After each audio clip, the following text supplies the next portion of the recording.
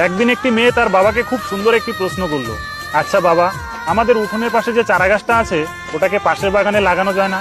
তখন বাবা বলল, না মা, ওটা প্রায় 4 বছরের পুরনো গাছ, নতুন মাটিতে নিজেকে মানিয়ে নিতে পারবে না।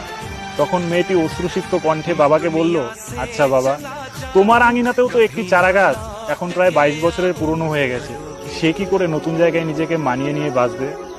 তখন বাবা কিছুক্ষণ চুপ থেকে মেয়েকে জবাব দিল, এই শক্তি পৃথিবীতে একমাত্র মেয়েদেরই আছে, তাই তো তারা কল্প বৃক্ষের সমান, যে নিজেকে নতুন জায়গায় মানিয়ে নিয়ে সারা জীবন অন্যের জন্য বাঁচে।